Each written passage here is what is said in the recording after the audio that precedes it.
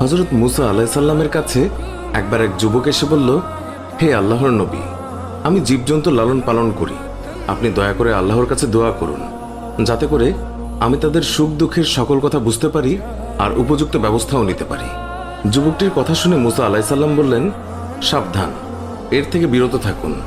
এর মধ্যে অনেক বিপজ্জনক ব্যাপার স্যাপার লুকিয়ে আছে, যা আপনি সহ্য করতে পারবেন না। কিন্তু যুবকটি নাছোড়বান্দা, সে বারবার কাকুতি মিনতির সুরে একই আবদার করতে লাগলো। মুসা আলাইহিসসালাম বললেন, এটা মঙ্গলজনক নয়। যুবকটি শেষে বলল, আর বেশি না হয় অন্তত গৃহপালিত মোরগ এবং কুকুরের ভাষা বোঝার ব্যবস্থা করে দিন। তার এই মিনতির কারণে হযরত মুসা আলাইহিসসালাম আল্লাহর কাছে এই ব্যাপারে দোয়া করলেন। আল্লাহ তাআলা তার দোয়া কবুল করলেন এবং যুবকটিকে জীবজন্তুর ভাষা বোঝার ক্ষমতা দান করলেন।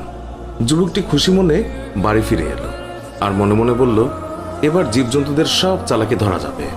পরদিন ভোরে যখন বাড়ির হাঁস মুরগি ছেড়ে দেওয়া হলো, তখন সেই যুবক মোরগের কথা শোনার জন্য বারান্দায় এসে বসলো। বাড়ির কাজের মেয়ে রাতের বেঁচে যাওয়া রুটির টুকরো উঠোনে নিক্ষেপ করলো। কুকুরটিও কাছেই ছিল। এই সময় মোরগটি ঝাপটি মেরে রুটির টুকরো মুখে পুরে নিল। কুকুরটি প্রতিবাদের সুরে মোরগকে বলল, রুটির টুকরো আমার ভাগে ছিল, তুই নিয়ে গেলি কেন? উত্তরে মোরগ বলল, একটু সবুর করো, অবস্থার দ্বারা বুঝতে পেরেছি কালকেই আমাদের মনিবের সুন্দর ঘোড়াটা মারা যাবে, তখন তুমি মজা করে তার গোশত খেতে পারবে। বারান্দায় বসে থাকা যুবক মোরগের কথা শুনে চিন্তায় পড়ে গেল। তারপর লোকসান এড়ানোর জন্য ঘোড়াটি বাজারে নিয়ে বিক্রি করে দিল। পরদিন ভোরে আবারও যখন উঠোনে রুটির টুকরো ছড়ানো হলো, তখন মোরগটি সঙ্গে সঙ্গে তা লুফে নিল। কুকুরটি সেদিনও বঞ্চিত হয়ে রাগ করে মোরগকে বলল, ধোকাবাজ কোথাকার, কালকে রুটি নিলে, আজকেও নিয়ে গেলে, কই ঘোড়া তো মরল না, বরং মালিক তা অন্যখানে বিক্রি করে দিয়েছে। জবাবে মোরগ বলল, ঘোড়া সত্যিই মরেছে, তবে অন্যখানে। অধৈর্য হয় না, ব্যবস্থার দ্বারা জেনেছি কালকে মনিবের উটটি মারা যাবে, তখন তুমি মজা করে ইচ্ছে মতো খেতে পারবে। উটের মৃত্যুর কথা শুনে মনিব পেরেশান হয়ে গেল আর তৎক্ষণাৎ তা বাজারে বিক্রির জন্য পাঠালো এবং নিশ্চিত ক্ষতির হাত থেকে বেঁচে গেল। পরদিন ভোরে আবার রুটি ফেলা হলে সঙ্গে সঙ্গে মোরগ রুটির টুকরো সে লুফে নিল। কুকুরটি আজও ব্যর্থ হলো। তখন সে তাচ্ছিল্যের সুরে মোরগকে বলল, তোকে বড়ই প্রতারক দেখছি, প্রতিদিনই আমাকে ধোকা দিচ্ছিস। মোরগ বলল, ধৈর্যহারা হয়ে না হে বন্ধু, কাল দেখবে মনিবের গোলামটা মারা গেছে, তখন শিরনি ইত্যাদি করবে, তখন গোশত পোলাও ইত্যাদি অনেক কিছুই তুমি খেতে পারবে। মনিব মোরগের কথা শুনে বেচেইন হয়ে গেল। সে তড়িৎ গোলামটাকে অন্য একজনের কাছে বিক্রি করে দিল এবং বিরাট ক্ষয়ক্ষতির হাত থেকে রক্ষা পেল। আর মনে মনে ভাবল, এই জীবজন্তুর ভাষা বুঝে ভালোই উপকার হলো, এতে অনেক ক্ষতি থেকে বাঁচা গেল। কিন্তু এতে যে জেনে বুঝে অন্যকে ক্ষতির সম্মুখীন করা হলো, সে তা চিন্তা করল না। চতুর্থ দিন ভোরের কথা, রুটির টুকরো আজও এক লাফে লুফে নিল মোরগটি।